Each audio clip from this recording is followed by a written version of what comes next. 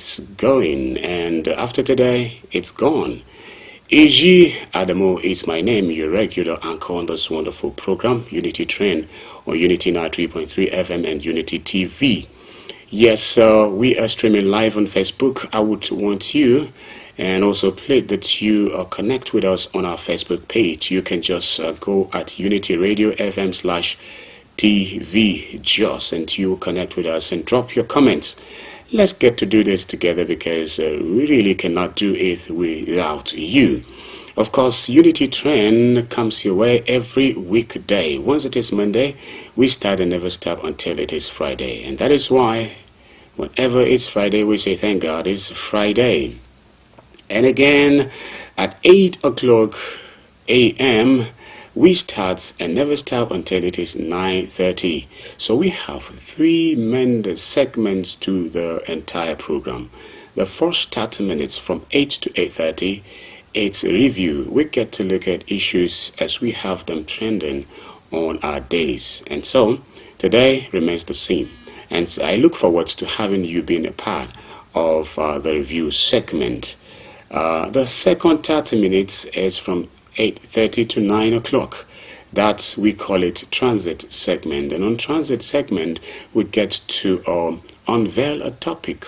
We unfold it and then we discuss at length and see what we have to, what contributions our listener, and of course, beginning from our in-house analysts or guests get to talk around the issue on that segment. And the last segment actually is where you get to join the conversations, and that we will not do without you. And thank you so much for always being there. And so this morning, let's get to talk about premium motor spirit, as known as the fuel. You know, it's biting so hard, you hardly can have one, and if you get to have it, it's so expensive. I don't know what is happening at your own side. Maybe you're having it less than 900 naira per liter. Maybe you're having it at the rate of 1,000 naira per liter. Whatever it is, you may want to join, and let's get to see if you have it any less than 1,000 naira in the city of Jos. But before then, I have a highlight here, and let's just go through it. Some of those issues, God's willing, we'll be looking at on the segments. I was sent out of my husband's house the day he died. Nollywood actor Aji Gijaga's wife. And another one says, Finidi Judge appointed as Super Eagles coach. This promises to be very, very interesting even this morning. And so, another one here says, Tribunal stops multi-choice from increasing DSTV, GoTV tariffs. And I'm sure you want to let me know what you feel about this judgment, because I have seen it over various platforms, you know, people reacting to this increase tariff as it concerns DSTV and GoTV. And now with the tribunal stopping this, you may want to say something and how you feel about it. And then this one is updated, is about the JAMB releases 2024 UTME results. But it seems to be very, very sad. It's a 76% scores below 200. You can imagine. 76% scores below 200. This is a big issue for us to talk about. And then let's also have this one says, how bandits sacked me from 10,000 hectares. Kaduna farmer, farm ex-governor Bafarawa has that to say. You can imagine where we have farmers being sacked, farmers being thrown away, not being allowed to be able to farm. And this one has to do with 10,000 hectares 10,000 hectares is a big one to talk about. And in a time where we are talking about food security, it means if this continues, then the issue of food security will turn out to be food insecurity. That is even the true situation of things as it is right now. All right, I think that is the much we might be talking about on review segment this morning. Okay, the studio line will be on just in case you also want to call and let us know what a liter of oil is sold at your community even this morning, because it affects virtually every segment of human existence. Imagine today I was not able to make it up for the program City Reports that comes your way at 7:30 a.m. just because I didn't know that it will affect my movement, and so it happens. So you can imagine it affects virtually every segment of our existence. And so you may want to do that later on, but before then, Professor Proveno Head Subamayi is in the studio, and he settles at nothing less than a big good morning. And of course, get ready to give me an answer. And I think after today, we'll start receiving answers from you. How about your goals?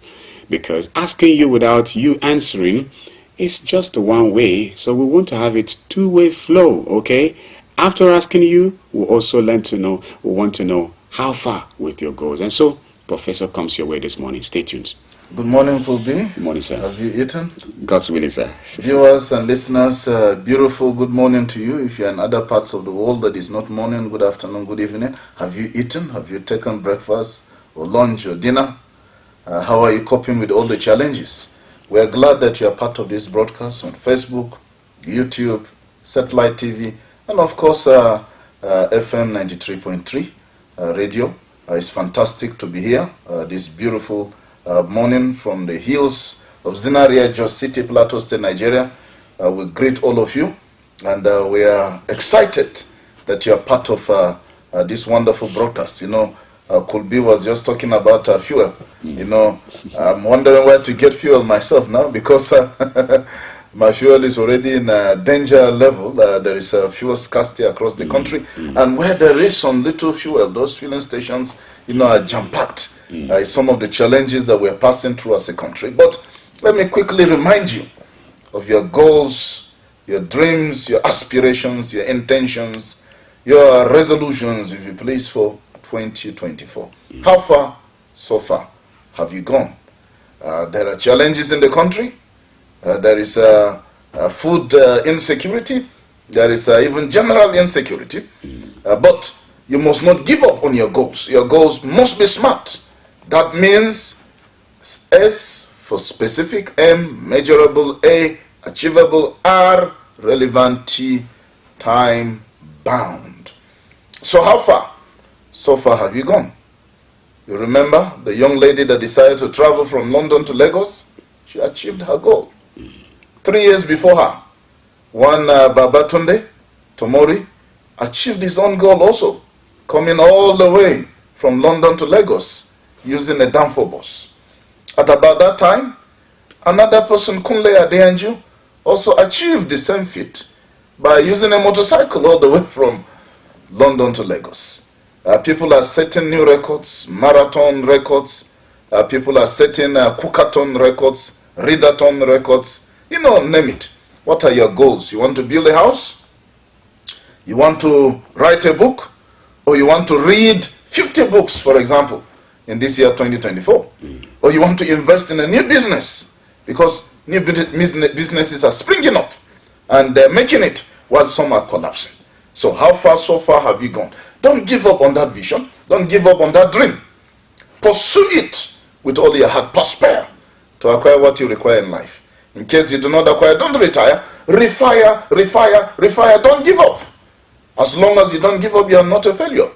It is only when you give up that you have failed. And remember that failure is not fatal. Success is not final. So keep pushing, keep advancing, be intentional about your visions, about your goals. You know, put some action into that vision and passion that you have. And then you'll be on your way to greatness in life. And while you are doing that, remember to always be the change that you want to see in the world. All right, thank you. The 2024 Unified Tertiary Matriculation Examination UTME, the result has been released. Yes, the results were released yesterday. From this morning, you can check your results for the UTME. The analysis of the results gives me mixed feelings. Okay. Why? 76% of the UTME candidates scored less than 200. 76% scored less than 200. Assuming that we set the cutoff to our universities, the cutoff point is 200 points or 200 marks.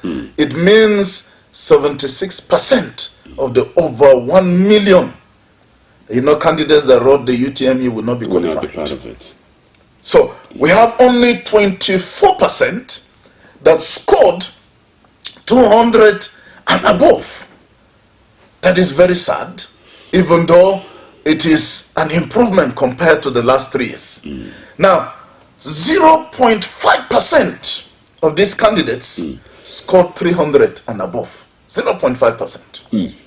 Now, 4.2% of the candidates scored 250 and above. And this is, relatively a better performance, compared to the last 3 years. But what it tells me could be is that it looks as if sometimes when we think we're making progress, we really are not really making progress. Sure. Because can you imagine that a lot of the centers were found to have been involved in exam malpractices, and so they're under investigation. Thankfully, I was looking at the analysis, and so far Plateau State is not among the list of states that are under investigation. But that shouldn't make us so much happy, because other states in Nigeria are involved. And could be one of the saddest episodes of this last UTME was that a parent was caught writing exams for his son. A parent writing UTME for his own son. How about, tell me, what is that parent teaching his son? Already. Now, suppose he was not caught, because some have done it in the past and they were not caught. And then, he scores 250 or even 300 because it's the parent. Maybe the parent, is a teacher and academic, sound, in knowledge. And then that student goes to the university with a result written by his own parents, an exam that his parents sat for. I mean, that is a fake result. What will happen? That student, maybe the parent will come again and be writing exams, and he will graduate and maybe become a professional, and then he'll be messing up wherever he is. That is if the father will not be there to continue to help him in that profession. Maybe the father would come and help him to be the engineer or to be the doctor, after he has graduated. This is very sad. Very sad. It is very sad. But what must have informed such an unbelievable act from a father? It is sheer desperation of parents. Do you know that JAMB warned parents that they should not even be around the exam venues? If you have a child writing the exam, drop him or her and go your way. But some parents were found there. Even here in Jos, I saw some parents still staying at the venue doing what? They want to monitor whether their children are writing or what? So they want to be sure that nothing happens to their children or what? Your children are supposed to be adults. Could be. Yes. When I was 15 years old, well, maybe our generation was different. I could travel from one place to the other. A lot of things have changed. Now, this one's writing UTME. I mean, I was 15 years old and I could travel around. My parents had no worries. Now, granted that there's a lot of insecurity today, but is it not enough to just drop your word, drop that boy or that girl, and go and come back and pick him or her? But still, you want to be around the exam venue. And then, most of all, writing exam for your son. It is a slap in the face of parenthood. I mean, what morals are we teaching our children? This is very sad. You know, parents these days are bringing up over-dependent children. I see that. The children cannot do without their parents. Do you know that here in university you just will have parents that will come, they'll be going with their children, go do registration, go and pick a form, go and do this one, go everywhere, follow the child. How about? Yes. Your child is supposed to be an adult in the university. You're bringing up an issue we really should talk about, because even parents now, Prof, I think parents, we are beginning to adapt, and then we feel there's nothing wrong, just having your child depend solidly on you. I've seen situations where a child will stay crying just because he has seen an insect, just march around and then just cry, "Daddy, come on." That's the situation. Get the cockroach, Yes. So, come over. Come over, help me get this cockroach or this mosquito or this fly, And the same thing with our wives as well. My wife just called me, when was it, and said, "I've seen a snake and I just throw something on the snake, and you are calling me on phone. You traveled all the way to come and help you kill the snake." I was just laughing. I said, "On phone, you were able to throw something on the snake, but who will help her confirm whether if the snake was dead?" You just reminded me, last week I was coming to my faculty. Yes. As soon as I arrived, I said, "Let me go around the class area." One of the female students just ran to me. And she said, "Excuse me, sir, there is a snake in the female toilet." So, a snake, so I should come. A male should go and... So me as a male, I had to go and enter the female toilet. Yes. And I saw the snake. And I have small knowledge about snakes. Right. That snake is harmless. It's not a venomous snake. Oh my. So I even called one of the boys. I said, "Come, you can pick this snake." Of course, he was afraid. We got leather gloves, for one of the male students from their class, and he came and he picked the snakes. Oh my. He picked that particular snake and took some pictures with it. It's an over-dependent generation. Yes, it's happening. And during our time, the girls will have killed that snake. They will not need to even call me. But because of the way they're brought up in this digital generation, they depend on their parents for everything. So they see me as the dean of the faculty, as the father. Yes. So they're thinking of, okay, there is a parent here. He's taking an so he can out of office tell us about this snake. I think parents, can we please train our children to be independent of us to some certain extent? Yes. Because we'll not be there forever. Forever. What happens when you are not there? Who are they going to depend on? You mean that your child cannot go to the university alone? You have to follow the child. You have to do registration for the child. You have to pay the school fees of the child. So will you go and also attend lectures for the child? And write exams for the child and pass for the child? And then when he graduates or she graduates, you'll be going to the office for the child? What kind of generation are we raising? That they cannot do basic things for themselves. We are not doing well.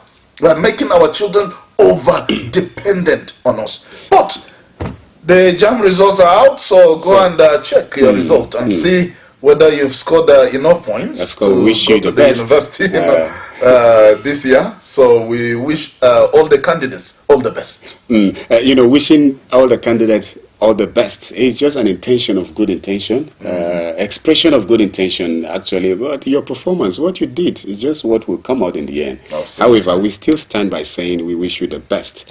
Well, before we step away from this very issue, Prof, now look at a situation where you have a widow. But because over the years, the woman has been raised in such a way that she feels everything has to be her husband. And suddenly the husband is not here. So the lives of most widows becomes very helpless, miserable, because we live our lives as if we will live in this life forever and ever.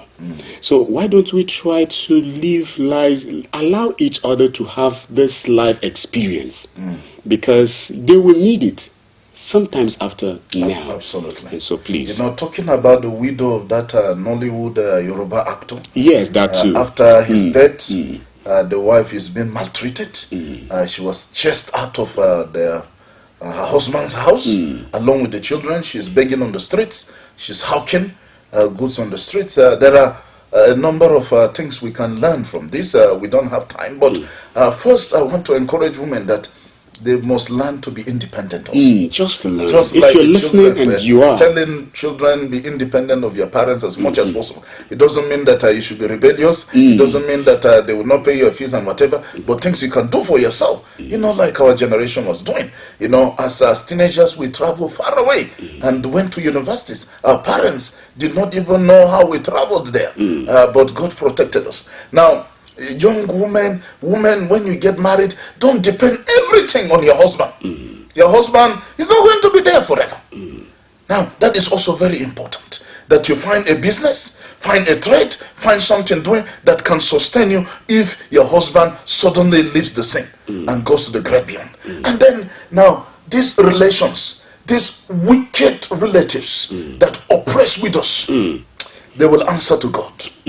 That a woman lost her husband and you're oppressing her.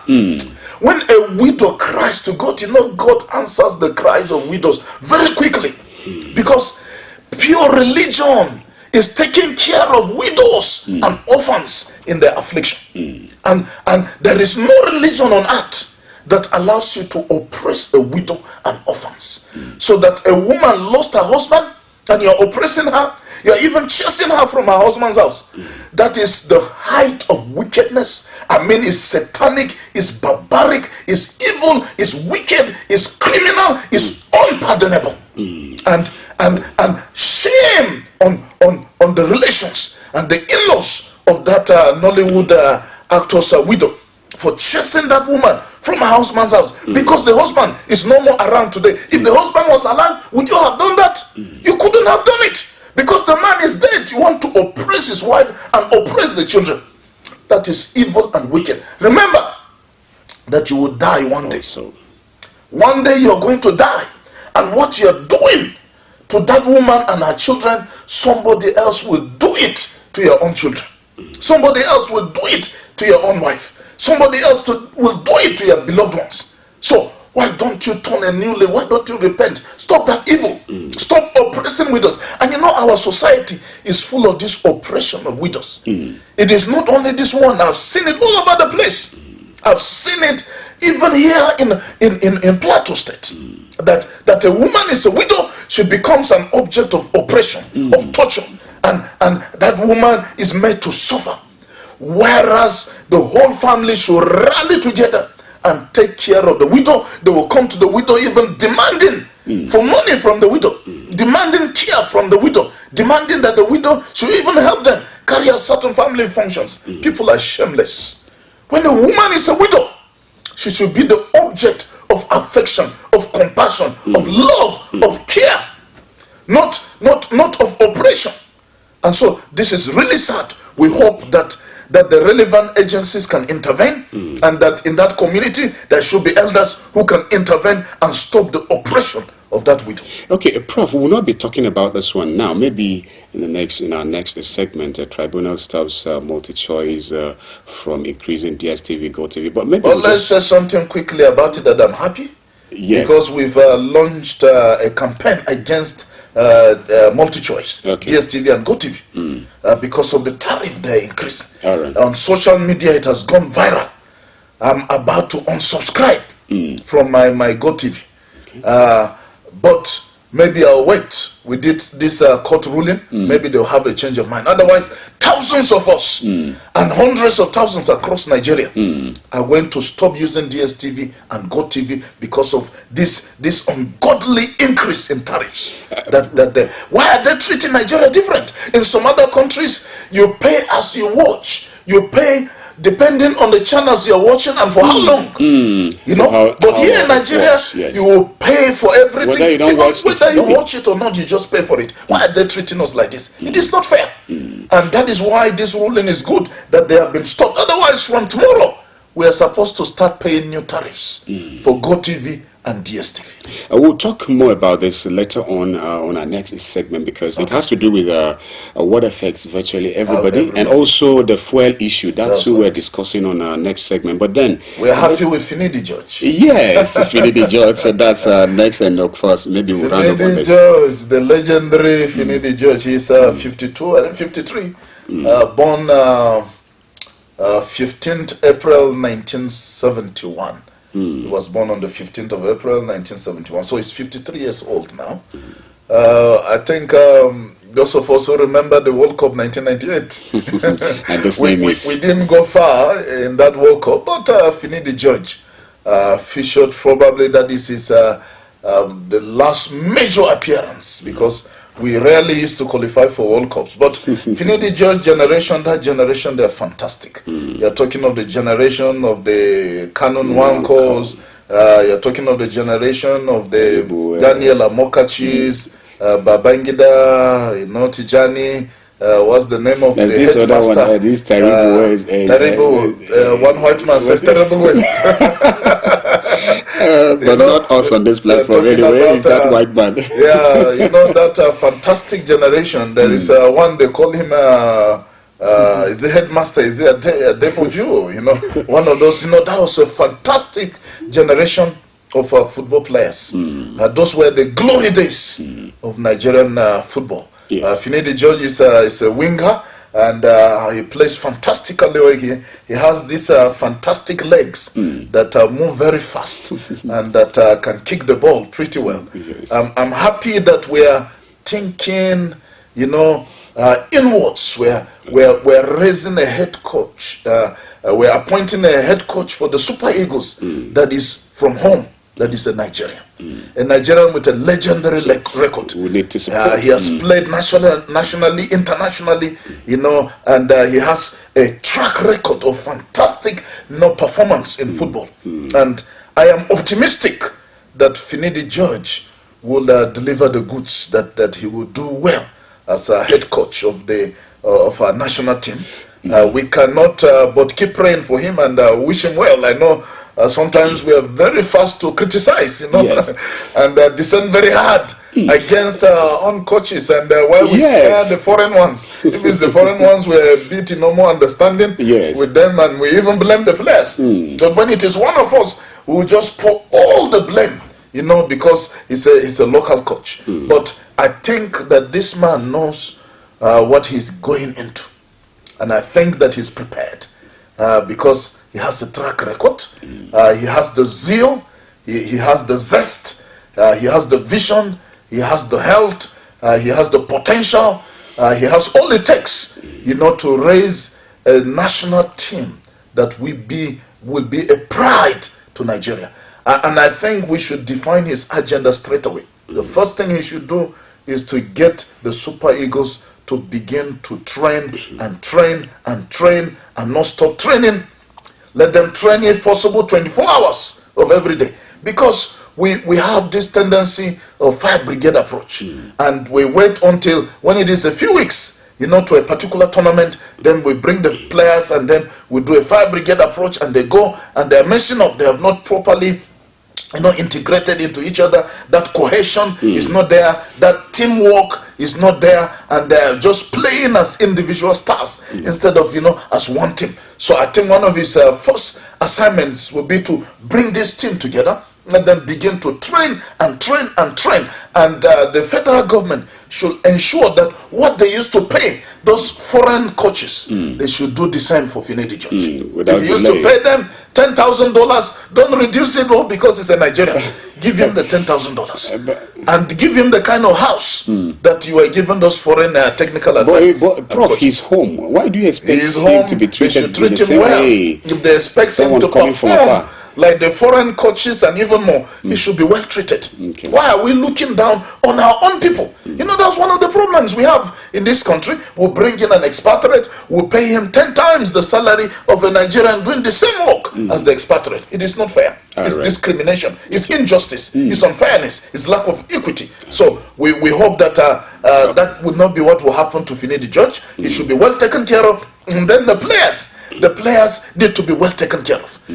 Let's move away from all this one. The players have not been paid their allowances. They have not eaten very well. they have not done this for them and the rest. No, I mean, this should be things in the past. Not even training until there's a match ahead, and then we bring them from far and near, put them together in short possible time. If the federal government, the Ministry of Youth and Sports, pumping enough money, these players will be ready to come long ahead of time. Take good care of them. Let them have several weeks and several months of preparation. And then that way, with proper preparation, it will prevent poor performance. Thank you so much, Prof, our viewer and listener. Short break now. We'll be right back. Please stay tuned.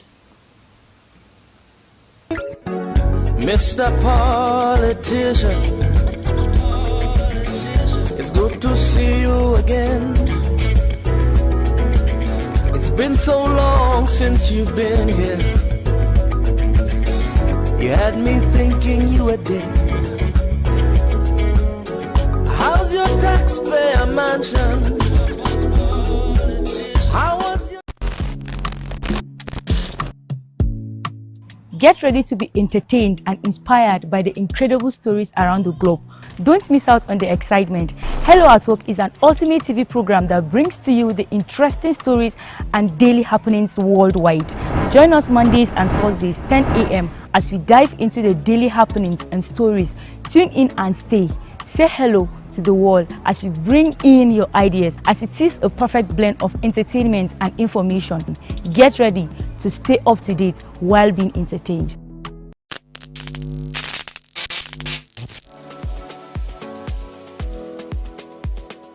Are you bored and need some company? Get a TV experience like no other on Unity TV. We are turning up the hits with captivating TV shows, electrifying political programs, music, movies,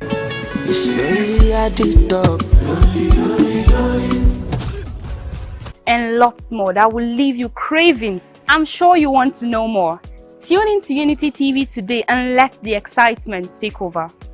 The Financial Services Regulation Coordinating Committee, FSRCC, in collaboration with the National Broadcasting Commission, NBC, wishes to draw the attention of the public to the worrisome increase in the activities of illegal financial operators, IFOs, which threaten public trust and the stability of the Nigerian financial system. The FSRCC and NBC hereby advises the general public to refrain from dealing with unlicensed financial operators who deceive individuals with unrealistically high investment returns.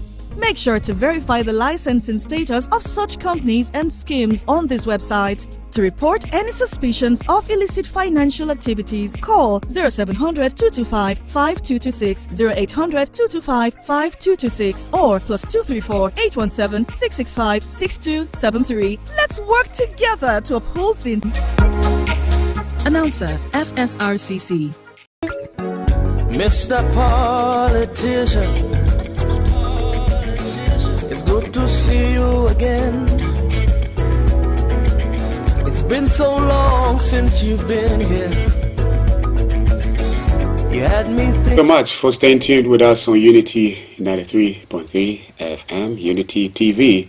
Well, in case you're just joining us, this is the second segment of Unity Trend this morning. And don't forget, today happens to be the last day in this wonderful month of April, and which is the last month in the first quarter of the year 2024. Easy Adamu remains my name. Could be if you like. I'll be just fine. Of course, on this very segment, we are expected to unfold a topic for discussion, and that's what we'll do right now. The topic has to do with what concerns every Nigerian, and so it has to do with fuel scarcity and then the hike in price of that as well. And we also have issues to discuss that has to do with the increase, the tariff that has to do with GoTV and DSTV. But before then, the Prof, can we just talk on this very issue that has to do with a moment of celebration? I don't want it to turn into a moment of depression for Finidi George being appointed as the leader of this wonderful team. Now, what I want us to talk a little about is what support do you think myself and you should give him, and every other Nigerian as well, because this is somebody who will be leading people all over, Nigerians from all over. So what support do you think he needs from us? Finai the judge needs the support of all Nigerians. First and foremost, we must see Finai the judge as our representative. No matter our ethnic groups or our religion, we should see Finai the judge as representing all of us. All of us. That means none of us should be wondering, why didn't they pick a head coach from my own region? Or from my own religion? Or my own tribe? Thank God that football unites us Nigerians. When we support the team, we don't care the religion of the players. All we are concerned about is Nigeria must win that game. So, Finai the judge requires our goodwill. We must support him. And in supporting him, we must allow him have a free hand from those of us who are ordinary citizens and those who are in NFF, those who are there in the Ministry of Sports. Nobody should interfere. Unnecessary interference in the duties of Finai the judge. We must allow him to lead, be the head coach, do it the way he wants to do it, the way he feels is right. All we are concerned about is you give us the results. The results. Nobody should go and say, okay, now, I am the Minister of Sports, or I work in the Ministry of Sports, so I need a slot. So give me a slot.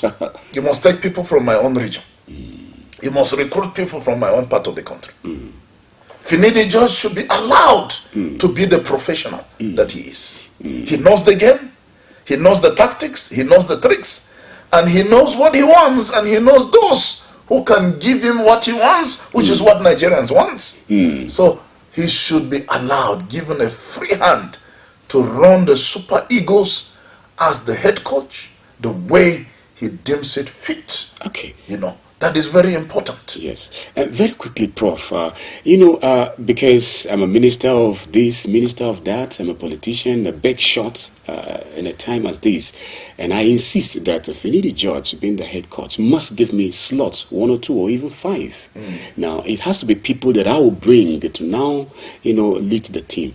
Now, sir, do you know, recently I stumbled on a report that says lots of footballers are complaining after being, contracted to play for clubs outside Nigeria, until after many years later that they are now starting to receive money directly of how much is being paid for them, because somebody will have to be there as an agent, another one as a godfather, another one as somebody who approves him to be there, and then all of this money is theirs and not for the player himself. Yeah. So it's a big corruption even in this again. Absolutely. There is a lot of corruption in football, in athletics, in sports generally. Entertainment is even. Entertainment industry, sports industry. There is a lot of corruption. Recently, viewers and listeners, you will have seen the marathon match involving 3 Africans at the finals and 1 Chinese. And towards the end of that marathon, those 3 Africans deliberately allowed the Chinese man to win the marathon. And it was even obvious on the camera that as they were approaching the finish line, they slowed down.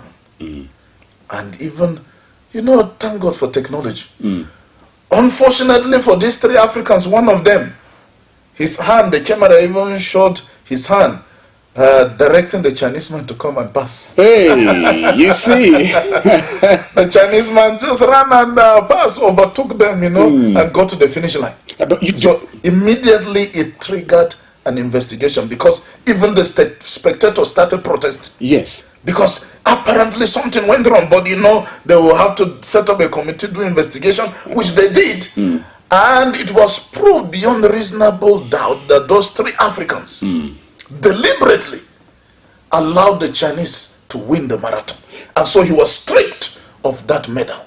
And those 3 Africans are under punishment. Yes, I expect they should be under punishment, because why would you do such a thing? But do you blame them? Sometimes we are in a continent where you will just receive a phone call to know that one of your relations is in the hands of so and so. If you don't allow certain things to happen in the way some people are detecting, then your relations are in for a big deal. Absolutely. So what do you do in such a situation? There is a lot of corruption in the sports industry.